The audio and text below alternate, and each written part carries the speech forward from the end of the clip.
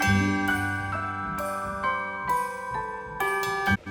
guys, and welcome back to my channel. If you're new, welcome. My name is Jen, and I hope that you will consider subscribing to my channel because I have lots of fun content coming up, especially coming into the holiday season.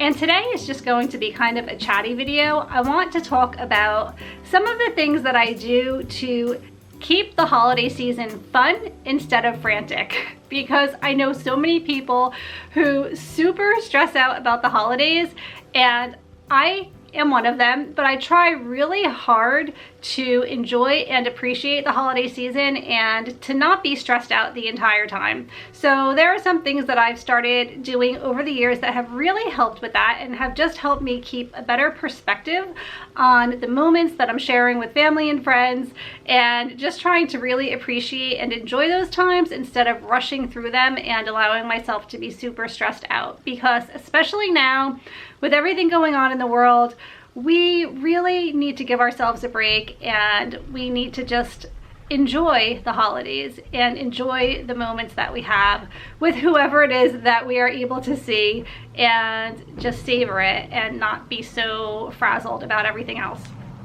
Okay, so here are some of my tips, and maybe they will help you throughout the holiday season. So you guys know I love my holiday binders. I have my Christmas one here.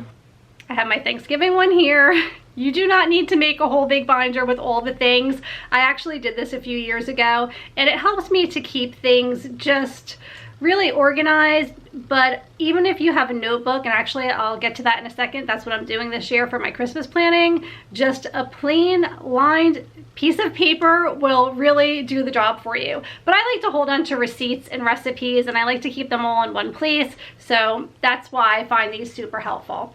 So my Christmas binder is where I have the list of all the people that I need to buy gifts for, as well as ideas for what to buy them. And then having this so easily accessible to me on my bookshelf at all times allows me to shop early for people and write in next to their names what I purchased, so I don't forget about it, because that's a thing that I do a lot. So it's really helpful to remember to jot things down throughout the year if I do shop early. And shopping early for people, even if it's the middle of the summer and you happen to stumble upon something that you think somebody in your family would really like, just buy it. I have been in a situation where I saw something somewhere, but it was way before Christmas, and I decided not to get it, that I would revisit it closer to the holidays. And one of two things: either I totally forget what that item was, or I am now unable to obtain it. So I just think it's a great way to get a head start on things. Not that you necessarily need to be stressing over holiday shopping over the summer, but sometimes even right after Christmas, there will be some amazing deals, and I'll shop then, and I'll just stash things away in a closet. And again, make a note of it, because there's no way in the world I'll remember for next Christmas, but that is super helpful. Something else that I really try hard to do is wrap as you go. And if I allow all of the Amazon boxes to stack up and all of the shopping bags to collect in my room, and I don't take the time to sort through and wrap, it really gets overwhelming. So I try to coordinate time within the week that I can just wrap those gifts and put them aside, hide them. I still hide all of the things that I buy. I know a lot of people put them right underneath the tree. That would be a huge time saver. You guys will have to let me know in the comments below how you handle that. But to me, Christmas morning was always a really big surprise.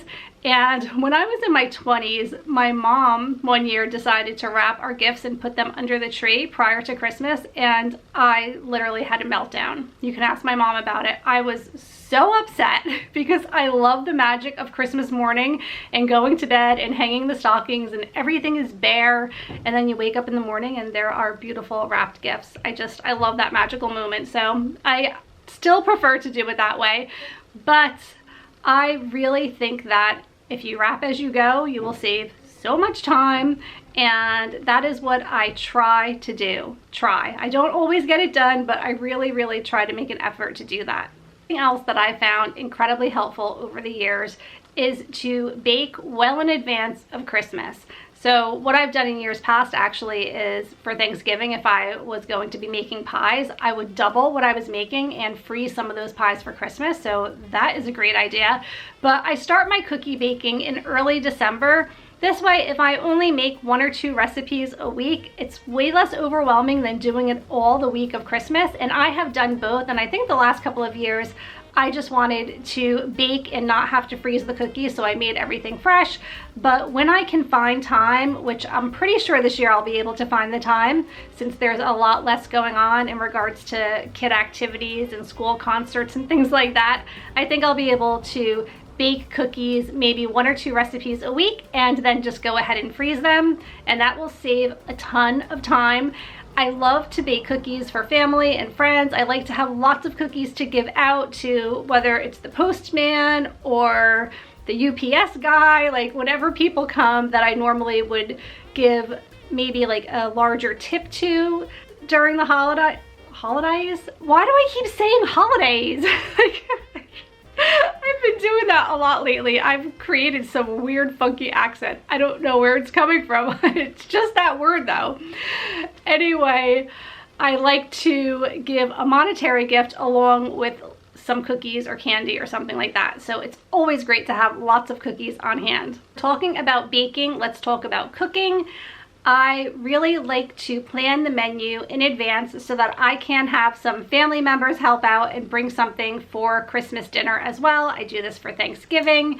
You will see soon my Thanksgiving menu plan, and I have some of my family bringing certain dishes. That helps a ton. And also, if you can make food in advance and freeze it, that is also very helpful. Usually on Christmas Eve, I am making a lasagna, and I find it to be very stressful because Christmas Eve is really a time I just want to spend with my kids, number one, and have kind of a relaxing day. It's also the day that we always make our gingerbread men cookies. It's just been a tradition. So between making the cookies and last minute wrapping and trying to get everyone ready in time for church and having family come over, it just gets really crazy making 2 big lasagnas in addition to that.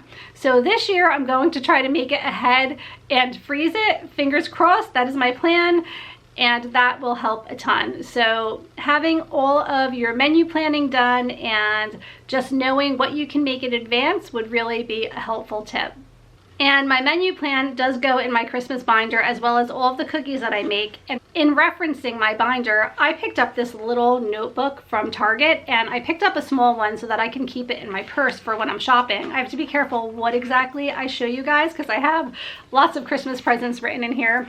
But on this side, I just have my to-do list. So it's just all of the basic things that I do during the holiday season.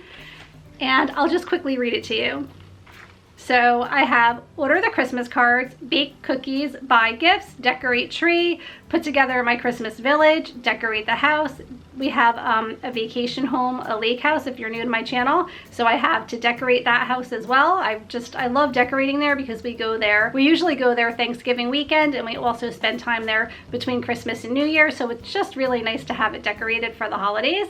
And menu plan. And then right here, I wrote down all of the cookies that I would like to make this year, and all of the recipes for these cookies are in that binder. And then I'll try to cover it up here, but here are my gift page. So I have everybody listed. And then on this side, I have parties and events. So I just decorated with whatever stickers I had on hand also. And then I have an area for the menu. I have my Christmas Eve menu and my Christmas Day menu, which I still need to fill in.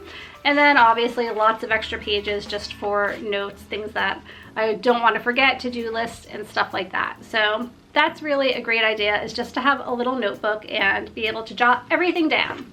The first thing that I do, I probably should have started with this because it's usually the first holiday prep thing that I do, is order the Christmas card. And the last couple of years, what I've done is I took a favorite family picture. This one was taken in November, so that was close enough to Christmas, and I love it. This was last year's card. But then also on the back, I put together a bunch of little pictures from throughout the year, and I thought that was a great idea. I love wrapping up the whole year with all of the special memories that we made. This year I have individual pictures of each member of the family from some of our favorite trips or events in 2020. Since there were not very many, we didn't have any great family photo selections to choose from. And now that my kids are older, they're very particular about what photograph I use. So I had to get authorization from everyone in the family, and I put together a card that I think everyone was happy with, and that's on its way from Shutterfly. I always use Shutterfly for our holiday cards, so they will be on their way soon. Hopefully by following some of these tips, it'll allow you more time to do some of the fun and festive things that are really a lot of fun to look forward to during the holiday season. For me, that is watching Christmas Hallmark movies with my daughters because we do enjoy watching those, and we like to bake cookies and have hot chocolate. I love to read really warm and cozy holiday romance books, so I have a bunch of those stashed aside to read in the months of November and December, so I'm really looking forward to that.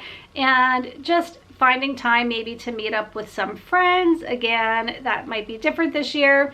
We do have a group of friends that we have been seeing throughout COVID. We're all neighborhood friends. We've all been super safe. Our kids have been together, and we just have our little bubble here.